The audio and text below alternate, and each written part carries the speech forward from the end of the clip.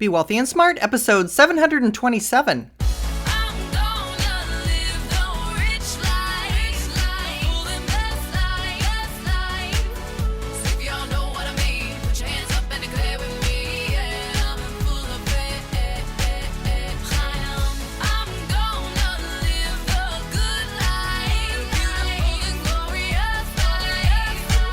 Step into a world of wealth and financial freedom without budgets, boredom, or bosses on Be Wealthy and Smart. And now, here's your host, Linda P. Jones.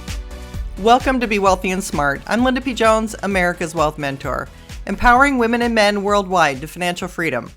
On today's show, we're going to talk about the coronavirus scam that's fooling everyone. Well, maybe not just everyone, because hopefully you haven't been scammed by it, but that's the whole point of this podcast, is to tell you all about the scams that are out there so that you don't get scammed by them, because it is absolutely crazy what's going on. Over $39 million have been lost in these scams. So I'm here to let you know what they are so you don't fall for them. So this article comes to us from CNBC.com, and it was written by Megan Leonhardt. And it says, nearly 52,500 Americans have already filed complaints this year with the Federal Trade Commission over fraud related to COVID-19, reporting losses totaling over $38.6 million. Of those submitting complaints through May 21st, about 45% reported falling victim to fraudsters, losing about $470 on average. Scammers are ingeniously evil, says Bill Verson, Chief Product Officer for Transaction Network Services, a global provider of data communications that tracks robocalls. They take topical current events and then weave that into their story to gain your confidence in order to defraud you, he said.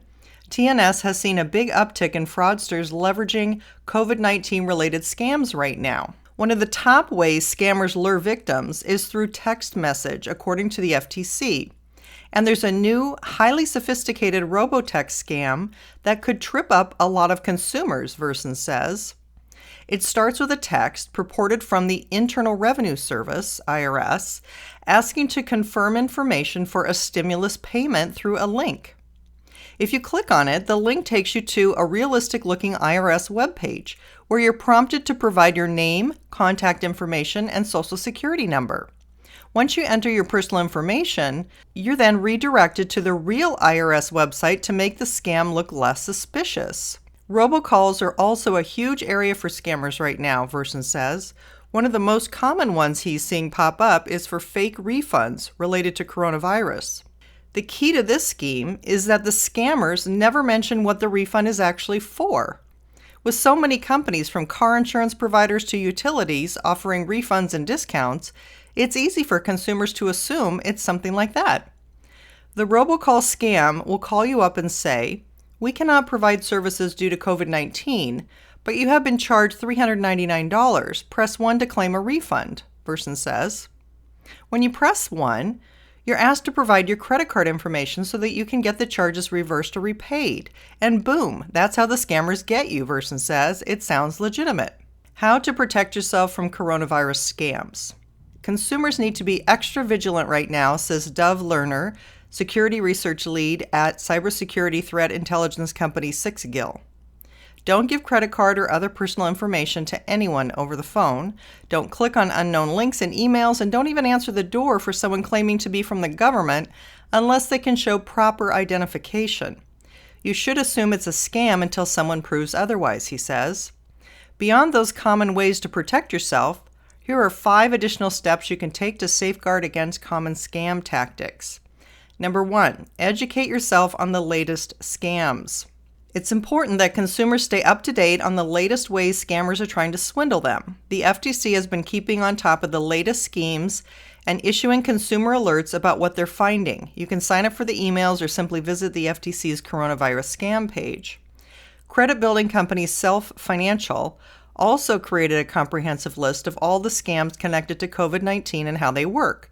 The list is updated weekly based on information from the FTC, Federal Drug Administration, the Better Business Bureau, and other outside sources. Number 2, block robocalls. Most mobile service providers, including the big four, AT&T, Sprint, T-Mobile, and Verizon, have free software or apps that block robocalls. Some, like Verizon, have software that automatically blocks some of the worst robocalls throughout their network, while others have separate options that consumers can install. It's worth reaching out to your provider to see what they offer, Verson says.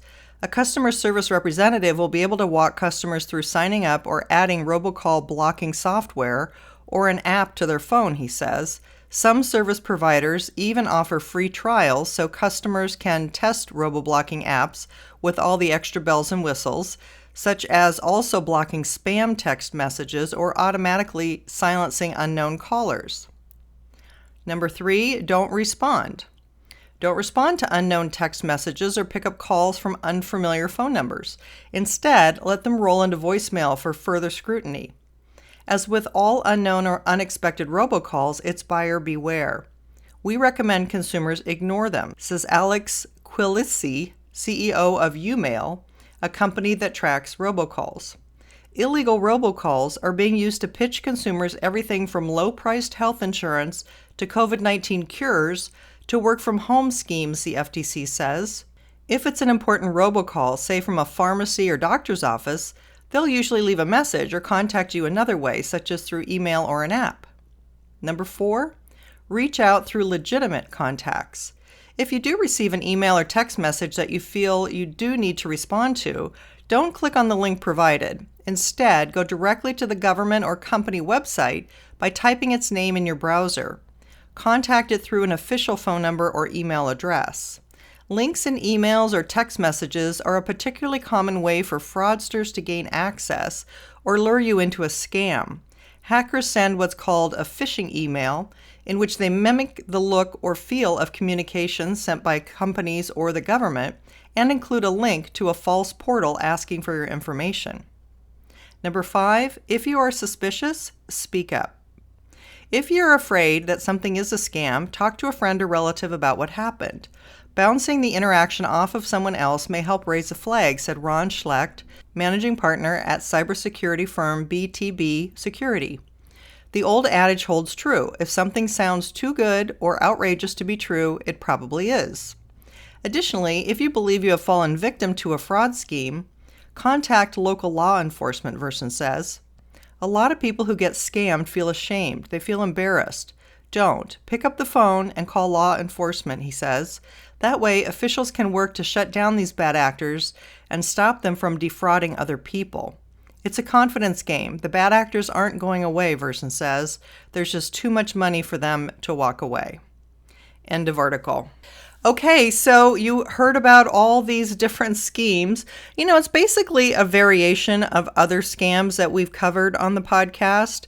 But be extra careful right now because there is a lot of money moving around, and it reminds me of the scam where when someone was buying a home and they had taken out a loan, that they gave their information out and the money from their loan, instead of going to their escrow officer, went to the scammer. And that was a huge 6-figure scam. So be very, very careful if you have any sums of money that you're wiring around or transferring around the internet right now, because things are very scammy and there's a lot of people out there trying to intercept money that is moving. In addition to that, be really careful of strangers contacting you, giving you some sort of story about these refunds or about things you owe the IRS or how to get your stimulus check. Just be really careful. Most of the time, people are not going to be contacting you. So if someone's contacting you, it's likely that they are a fraud. So I hope this gets your awareness up. I hope it puts you a little bit on the defensive, makes you a little bit more jaded in a good way, just so you watch for some illicit behavior going on and things that are not on the up and up right now, because a lot of people are falling for these to the tune of millions and millions of dollars. So don't let that happen to you. If you haven't yet subscribed to Be Wealthy and Smart, hit the subscribe button so you'll be updated as soon as new podcasts are available and you never miss one. And don't forget, my whole library is on my website at lindapjones.com lindapejones.com/podcasts. That's where all of my podcasts are. They're not available in their entirety anywhere else. And a lot of people do love listening to all of the episodes. Start at the beginning and binge listen. And if you've got some extra time on your hands and are looking for a good financial book, check out You're Already a Wealth Theorist, Now Think and Act Like One, 6 Practical Steps to Make It a Reality Now. Men love this book too. It does give you your millionaire action plan, gives you all the steps to go and make your first million or your next million. It's an easy to understand language, and you'll know exactly the next step that you need to take. And it's available on Amazon or in Europe on Amazon UK, and links are in my show notes. That's all for today. Until next time, live the good life and be wealthy and smart. Thank you for listening to Be Wealthy and Smart with Linda P. Jones. Share the wealth and tell your family and friends about the show. Check out our website, blog, and social media for more riches at www.bewealthyandsmart.com.